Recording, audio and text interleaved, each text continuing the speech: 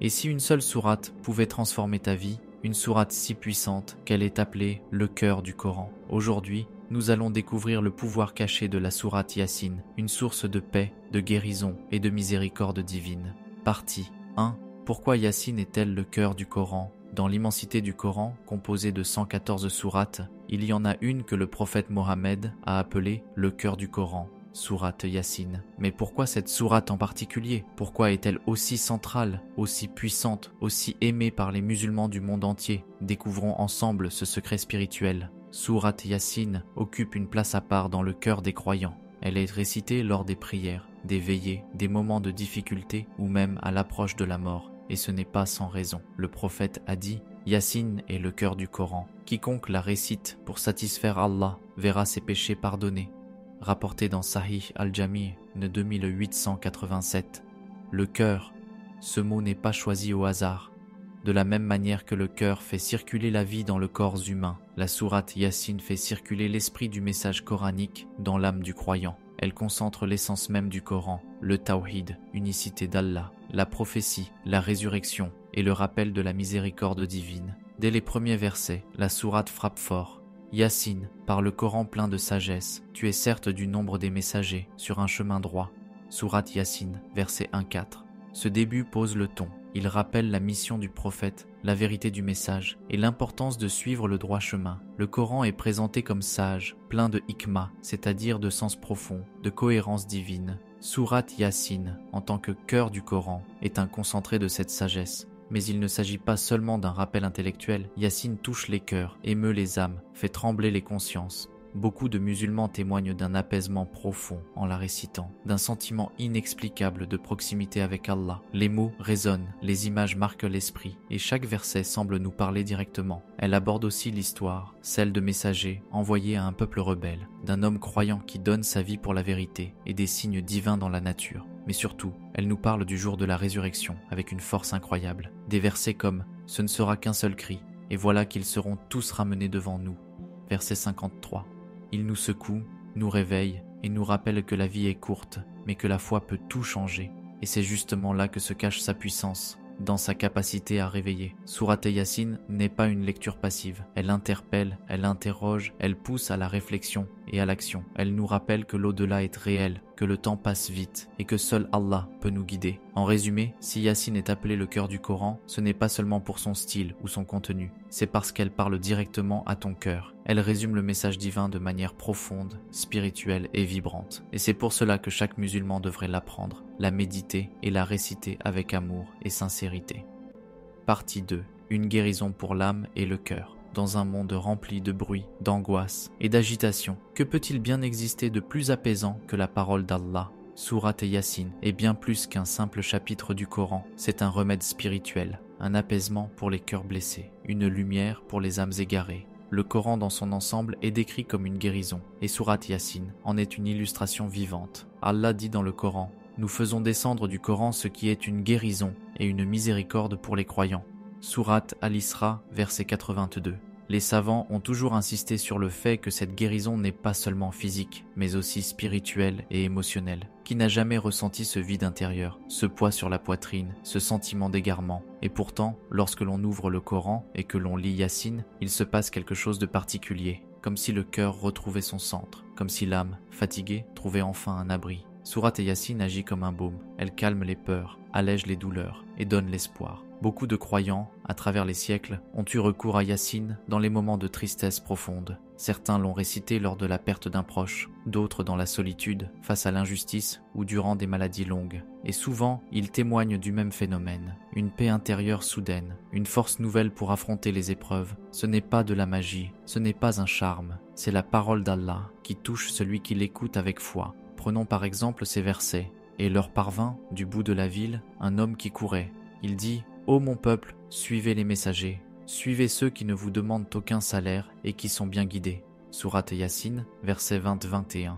Ces mots racontent l'histoire d'un homme anonyme mais courageux, un homme du peuple, sans statut, sans pouvoir, mais avec une foi vibrante, qui prend la parole au péril de sa vie pour défendre la vérité. Cette scène, simple en apparence, touche profondément. Elle nous rappelle que même dans la solitude, même face au rejet, Allah est avec ceux qui croient sincèrement. Et c'est là que réside le secret. Sourate Yassine parle à l'intime. Elle ne cherche pas à convaincre seulement l'intellect. Elle vient frapper doucement à la porte du cœur. Et si ce cœur est prêt, elle l'éclaire. Certaines personnes utilisent aussi Yassine dans les moments de doute, quand la foi vacille, quand les épreuves s'enchaînent, quand l'âme est fatiguée. Yassine redonne du sens. Elle nous rappelle que cette vie n'est qu'un passage, que la justice d'Allah est absolue et que la miséricorde divine dépasse tout. Réciter Yassine avec concentration, c'est comme faire un retour vers l'essentiel. C'est couper les bruits du monde pour entendre enfin ce que notre cœur a besoin d'entendre. Ne vous ai-je pas engagé, ô enfant d'Adam, à ne pas adorer le diable, car il est pour vous un ennemi déclaré. Sourate Yassine, verset 60. Ces rappels réveillent, recentrent, soignent. Car parfois, notre souffrance vient du fait qu'on s'est éloigné d'Allah sans s'en rendre compte. En résumé, Sourate Yassine est bien plus qu'un texte, c'est une lumière divine, un réconfort sacré, un remède pour le cœur de celui qui la lit avec sincérité. Si tu ressens une tristesse, une fatigue, une perte de sens, essaie, lis Yassine avec attention et laisse la miséricorde d'Allah te guérir.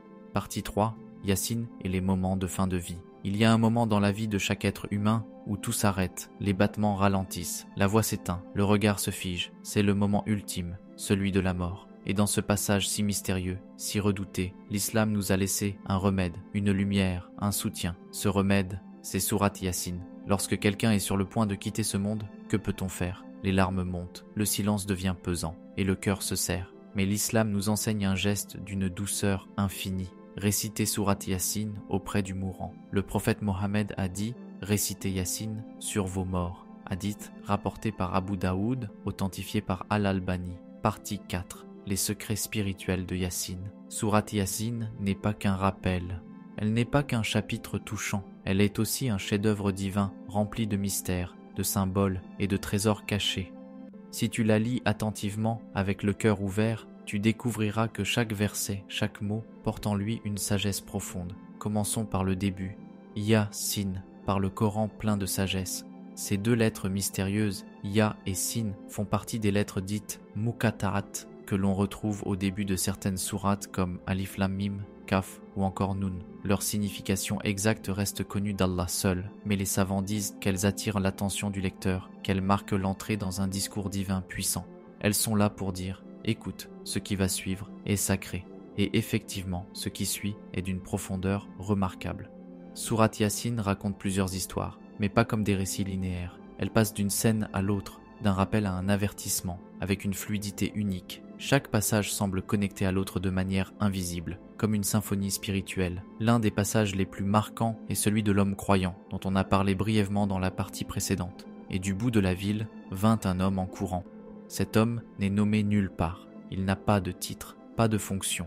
Mais il entend la vérité, il y croit et il agit. Il prend la parole, en sachant très bien qu'il met sa vie en danger. Et pour cela, Allah l'honore. Il le fait entrer au paradis et lui accorde l'immortalité. Le message ici est fort. Ce ne sont pas les titres qui comptent, mais la sincérité. Plus loin, la sourate change complètement de décor. Elle parle de la résurrection, d'un peuple qui nie le message, puis de la punition soudaine qui les frappe.